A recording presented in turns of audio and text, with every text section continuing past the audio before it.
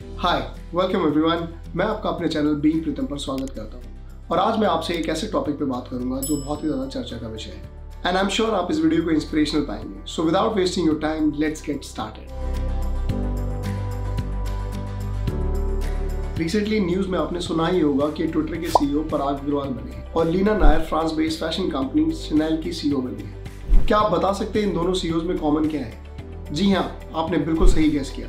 ये दोनों ही CEOs Indian origin के हैं। सिर्फ यही नहीं, 200 से ज़्यादा इंडियन सीईओज वर्ल्ड को लीड कर रहे हैं। तो ये कहना गलत नहीं होगा कि इंडिया एक सीईओ प्रोड्यूसिंग फैक्ट्री है।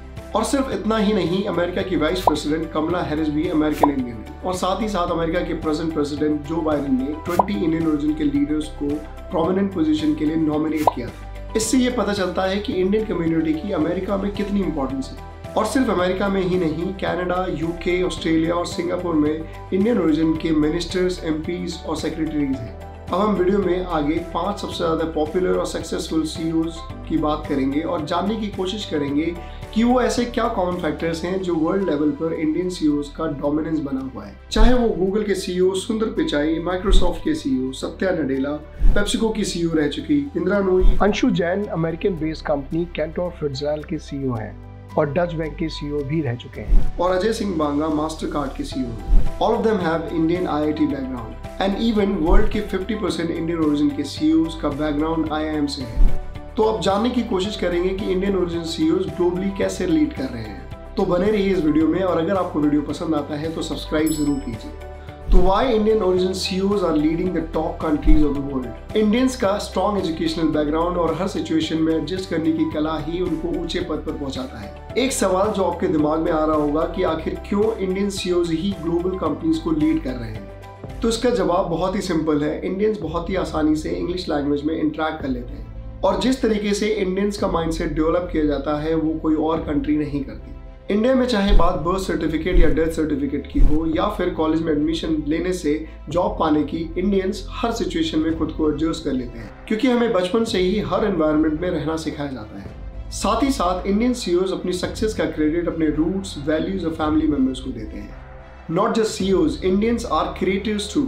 इंडिया यूके में सेकेंड लार्जेस्ट जॉब क्रिएटर है और साथ ही साथ यूएसए में भी सक्सेसफुल फाउंडर्स और स्टार्टअप्स क्रिएटर भी है। इंडिया थर्ड लार्जेस्ट कंट्री है जो कि यूएसए में अपने स्टार्टअप्स के लिए जानी जाती है। सिर्फ बात इतनी है कि इन कंपनीज को इंटरनेशनल कंपनीज ने टेक ओवर कर लिया है। Now let's talk about how Indians are shaping India.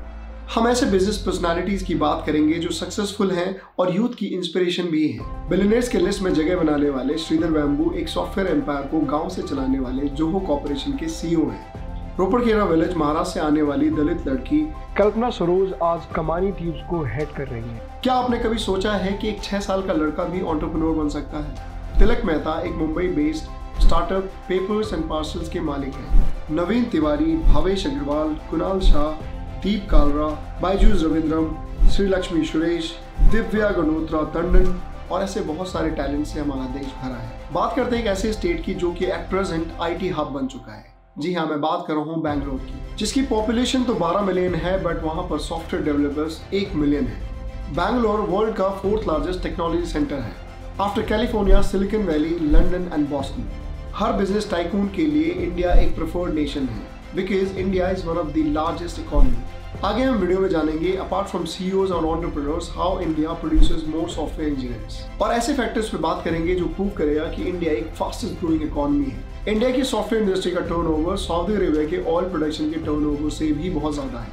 That means we are the super power in the software industry. ऐसे कहने के कुछ वैलिड रीजंस हैं।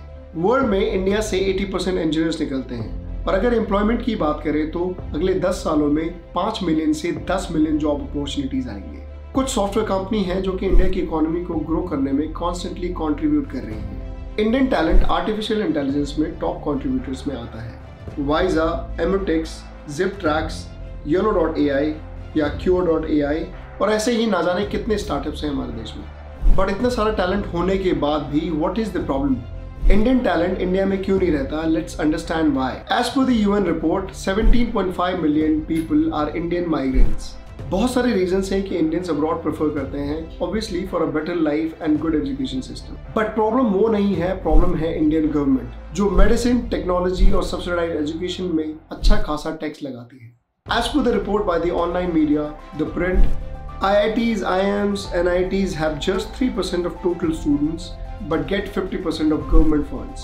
अब आप खुद ही सोचिए कि 97% के साथ क्या होता होगा। हम एजुकेशन सिस्टम के सिनेरियो में कुछ भी एक्सपेक्ट नहीं कर सकते हैं। So what is the solution of it? So इसका सॉल्यूशन क्या है? साइंटिस्ट, इंजीनियर्स, एकेडमिशियंस को इंसेंटिव्स के साथ रिकग्निशन देना होगा। हायर एंड सेलेक्टेड इंस्टीट्यूट्स को ही नहीं बल्कि सभी इंस्टीट्यूट्स को इक्वल फंडिंग देनी होगी। एक proper data and research system के साथ सभी इंस्टीट्यूट्स और यूनिवर्सिटीज़ को रेगुलेट करने के लिए इक्वल पॉलिसीज बनानी होगी। गवर्नमेंट ने 50,000 स्टार्टअप्स को रिकग्नाइज किया है, जो कि इंडिया को थर्ड लार्जेस्ट स्टार्टअप इकोसिस्टम बनाता है। For example, Ola, Flipkart, Educart, Unacademy, Bolt, Meesho जैसे स्टार्टअप से एम्प्लॉयमेंट अपॉर्चुनिटीज बढ़ी हैं। अगर गवर्नमेंट एजुकेशन सिस्टम को इक्वली रेगुलेट या फिर इक्वली रिकग्नाइज करेगी तो वो दिन दूर नहीं कि इंडिया में और भी ज़्यादा टैलेंट देखने को मिलेंगे और ज़्यादा से ज़्यादा स्टार्टअप देखने को मिलेंगे। और साथ ही एप्पल, गूगल और माइक्रोसॉफ्ट जैसी कंपनीज के ऑनर्स भी इंडियन होंगे। Change is inevitable and of course change and reform are the first step towards success. अरे कहाँ जा रहे हैं आप? सबसे इंपॉर्टेंट बात तो रह गई, जिस तरह से इंडिया ग्रो कर रहा है, इंडियन सीईओज भी उभर कर आ रहे हैं। आप भी एक प्लेस लीजिए कि इंडिया की सक्सेसफुल स्टार्टअप्स और सक्सेसफुल स्टोरी से सीख लेंगे, क्योंकि मैंने तो सीख लिया। और साथ ही साथ इंडिया के अचीवमेंट्स के बारे में पढ़िए। अंदर से अच्छा भी लगेगा और सच्चा बदलाव भी आएगा, क्योंकि change starts here, it's with in you. चलिए उठिए और नेशन बिल्डिंग में कुछ कंट्रीब्यूट करिए। और अगर आपको मेरा वीडियो पसंद आया हो तो लाइक, शेयर और सब्सक्राइब करना ना भूलिए। Thank you for watching. See you in the next video.